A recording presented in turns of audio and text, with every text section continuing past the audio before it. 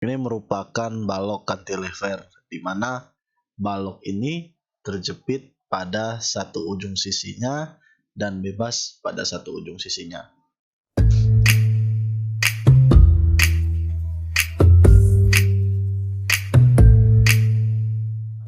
Oke, kali ini kita akan membahas tentang soal tugas besar statika nomor 1C.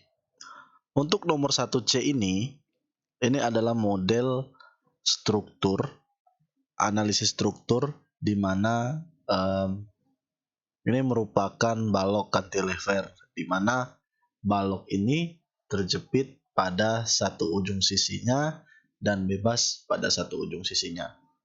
Dari model struktur ini kita bisa lihat bahwasanya struktur ini adalah statis tertentu, di mana dia menahan 3 gaya, yaitu gaya vertikal, horizontal, dan momen. Nah, untuk pembebanannya di sini model struktur ini dibebani oleh 2 jenis beban, yaitu beban merata dan beban terpusat. Di mana beban terpusat yang membebani struktur ini itu gayanya miring, dalam artian dia memiliki sudut. Untuk langkah-langkahnya kurang lebih sama seperti soal-soal sebelumnya, yaitu kita menggunakan persamaan kesetimbangan untuk mencari nilai reaksi perletakannya. Untuk mencari nilai reaksi perletakan, kita menggunakan persamaan sigma vertikal sama dengan 0, atau sigma gaya-gaya vertikal pada model struktur tersebut sama dengan 0. Jadi kita lihat gaya-gaya vertikal apa yang bekerja pada model struktur tersebut. Di sini ada gaya vertikal A P1 sin 25. Kemudian gaya merata yang kita pusatkan menjadi Q. Kemudian gaya P2 sin 30. Sehingga di sini kita mendapatkan persamaan untuk sigma V sama dengan 0 itu sebenarnya di sini kan VA ke atas, kemudian ini semua dia arahnya ke bawah. Kalau misalnya kita masih menggunakan rumus ini di ruas sebelah kiri, itu harusnya minus ya, dan di sebelah kanan adalah 0. Nah, kalau kita pindahkan gaya-gaya yang diketahui ke ruas sebelah kanan, maka jadilah persamaannya seperti ini. Nah, selanjutnya kita masukkan angkanya sudah diketahui P1 itu berapa, kemudian dikalikanlah sin 25, didapat nilainya seperti ini. Kemudian kita jumlahkan. Nah, untuk jumlahnya tersebut itu adalah nilai gaya vertikal yang ada di tumpuan A. Kemudian untuk mencari reaksi momen pada titik A ini, di sini kan ada MA ya, MA, HA, dan VA. Tadi VA sudah dapat. Untuk mencari nilai VA ini, kita menggunakan persamaan momen, kesetimbangan momen di titik D. Karena titik D ini adalah tumpuan bebas, maka momen yang bekerja pada titik D ini sama dengan 0. Jadi kita buat sigma momen di D sama dengan 0, maka kita arahkan semuanya ke titik D. Gaya-gaya yang bekerja atau momen yang bekerja pada model struktur tersebut ke titik D. Di sini ada MA, kalau kita lihat dari gambar, sebelah kirinya D ini kan ada beban-beban dan ada satu momen. Ada MA, arahnya searah jarum jam, berarti positif. Kemudian ada VA, dia kita arahkan ke titik D, arahnya juga searah jarum jam, makanya positif.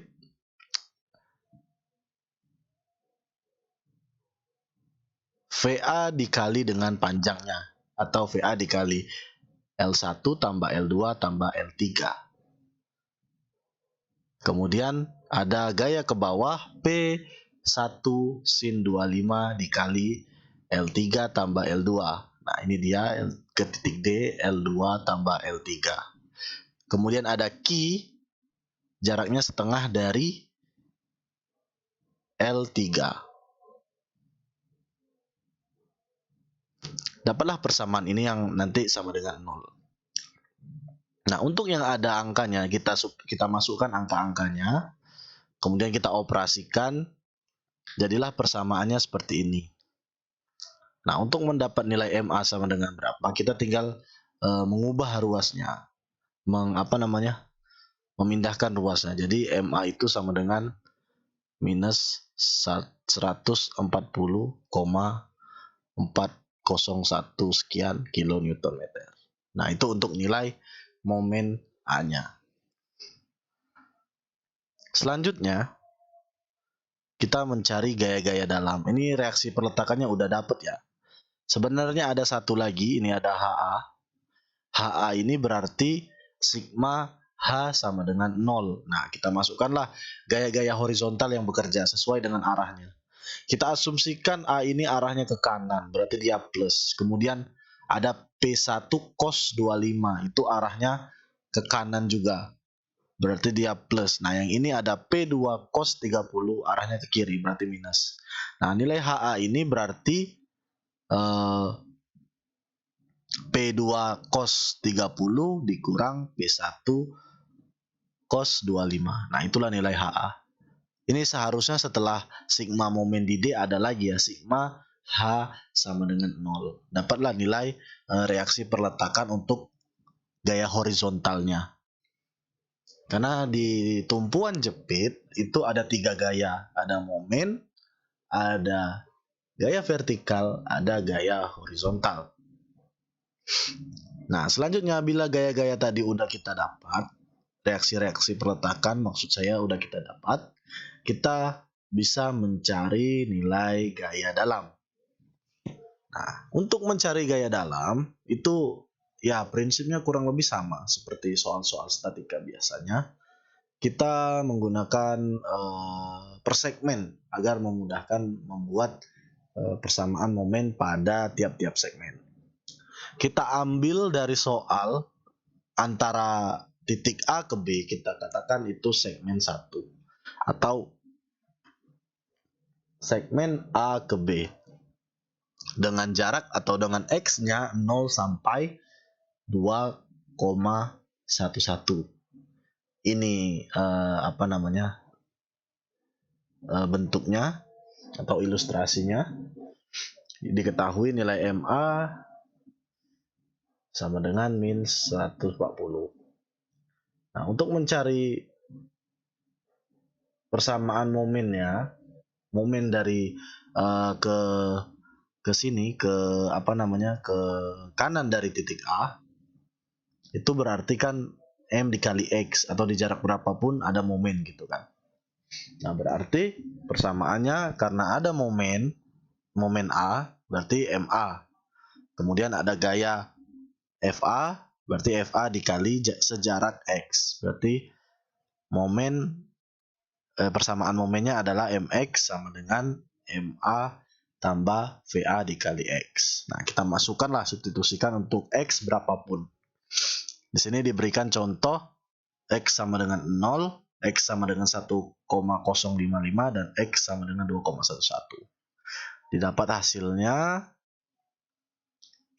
semakin ke kanan dia semakin mengecil angkanya. Selanjutnya, untuk segmen B ke C antara X 2,11 sampai X sama dengan 4,31. Berarti dia X-nya di sini ya. Nah, didapatlah persamaannya MX sama dengan MA karena ada momen MA ya. Kemudian FA kali X. Kemudian gaya vertikal ini dari P1 sin 25 dikali X dikurang 2,11. Kenapa dikurang 2,11? Karena gaya P1 sin 25 itu sudah melewati 2,11. Berarti jaraknya sampai 4,31 itu Ya X-nya sudah berkurang gitu, karena dia sudah melewati dari 0. Nah, kemudian kita masukkan lagi angka-angkanya. Cara kita mau menentukan apakah persamaan kita itu udah benar atau tidak, kita balik ke segmen sebelumnya, di titik yang sama, di X yang sama, apakah nilainya sama. Di sini kita di segmen B ke C, di X 2,11, kita mendapatkan momen minus 84,57 sekian. Di segmen A ke B, di X yang sama, kita mendapatkan nilai momen yang sama. Maka persamaan yang kita buat itu benar. Nah, selanjutnya kita masukkan angka-angkanya untuk tiap X-nya, didapatlah seperti ini. Nah, semakin ke kanan nilainya semakin kecil. Karena kita tahu tadi, di titik yang paling ujung, di titik ujungnya atau di ujung bebasnya, nilai momennya itu sama dengan 0. Ya berarti dari kiri ke kanan atau dari pangkal ke ujung, momennya itu mengecil. Di ujung itu momennya 0. Dan di pangkal itu momennya paling besar. Kenapa paling besar ya? Karena dia jepit itu menahan momen, artinya momen paling besar di tumpuannya itu, di jepitnya itu tadi. Nah, selanjutnya di segmen berikutnya yaitu C ke D, di mana X mulai dari 4,31 sampai 7,52. Persamaan momen yang kita bentuk yaitu di sini ada MA, karena dia sudah momen ya MA, kemudian ada ditambah VA kali X, karena X-nya ke sana gitu kan. Kemudian P1 sin 25 dikali X kurang 2,11 karena sudah melewati 2,11. Kemudian dikurang dengan Q dikali Q-nya ini maksudnya Q besar ya. Oh enggak, Q ya, Q beban merata ini.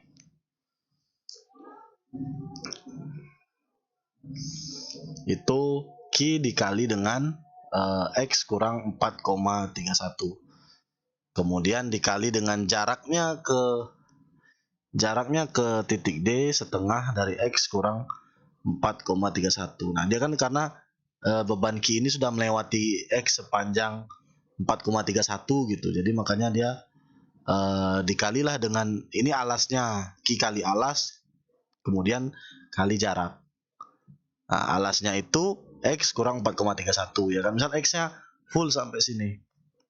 Berarti ini ke sini kan dikurang ini gitu.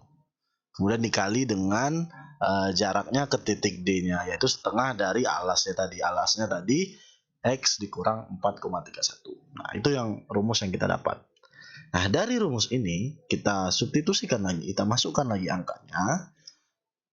Caranya sama, untuk nilai X yang sama dengan segmen sebelumnya, apakah angkanya sama? Kalau sama berarti persamaan kita benar. Nah, di sini di segmen C ke D, untuk X sama dengan 4,31, kita dapat momennya minus 41,338 sekian. Nah, untuk segmen B ke C, di X sama dengan 4,31, kita juga mendapatkan nilai momen sebesar minus 41,338 sekian. Berarti persamaan kita ini benar. Nah, kita substitusikan sampai ke ujung. Nah, terus kita di paling ujung, nah kita dapat nilainya 0. Nah, berarti ya emang 0 kan di titik D tadi. Nah, karena ini ada beban merata, kita harus mengetahui letak di mana momen itu maksimum. Nah, kita pakai turunan atau kita pakai prinsip di mana bila momen maksimum pada beban merata, gaya lintangnya itu sama dengan 0. Nah, jadi kita turunkan persamaan momennya, didapatlah persamaan gaya lintangnya, yaitu VA kurang P1 sin 25 dikurang Q kali X kurang 4,31. Kita substitusikan, didapatlah X-nya sama dengan 8,96 sekian. Nah, kita substitusikan ke dalam persamaan momen, didapat momen maksimum pada beban meratanya itu sebesar 4,4162982. Itu untuk momen. Selanjutnya gaya lintang. Nah, gaya lintang ini ya kita ngikutin dari itu tadi persamaan momen yang udah kita dapat sebelumnya. Nah, setelah kita turunkan, kita substitusikan. Nah, kalau untuk gaya lintang itu mudah. Ini tinggal diikuti saja atau diturunkan saja persamaan momennya. Selanjutnya untuk gaya normal, nah ini tadi didapat nilai HA-nya. Nah, ini harusnya HA-nya kita cari dulu ya di atas tadi di reaksi perletakan. Didapat nilai HA-nya segini, kemudian kita mencari gaya normalnya. Ya, gaya normalnya itu sama dengan reaksinya di titik A. Kemudian di titik B itu gaya normalnya ini di sini di titik A ini. Dari segmen ini sebenarnya A ke B ini itu sama dengan ini nilai gaya normalnya HA. Kemudian dari sini ke sini, ini kan gayanya berlawanan nih. Nah, itu selisih antara ini P1 cos 25 dan P2 cos 25. Cos 30 maksud saya. Nah, didapatlah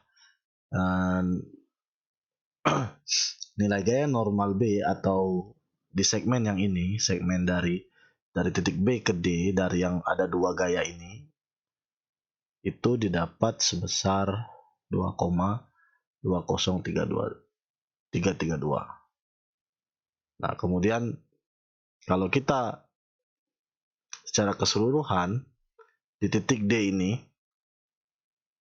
nah itu didapat gayanya 0 karena semua gaya horizontal bekerja di sana. Kita masukkan aja nilainya. Nah, untuk penggambarannya, penggambaran grafik free body diagramnya kurang lebih seperti ini. Untuk beban meratanya, nah ini kalau momen itu nilainya minus, itu di atas. Kalau untuk nilainya plus itu di bawah. Nah, untuk diagram pada balok cantilever itu dia diagramnya ke atas karena nilainya minus. Nah, untuk yang beban terpusat itu linear, untuk beban merata itu curve atau kurva melengkung. Nah, kemudian ini untuk diagram gaya lintangnya. Dia kalau beban merata, beban terpusat, dia lurus. Nah, kalau beban merata dia seperti ini. Nah, kemudian untuk gaya normalnya segini. Ini kalau gaya normal keseluruhannya yang di tadi ya. Gambarnya seperti ini. Oke, mungkin cukup sampai di sini untuk penjelasan nomor 1C ya maksud saya. Selamat mengerjakan, semoga mendapatkan nilai yang maksimal. Terima kasih.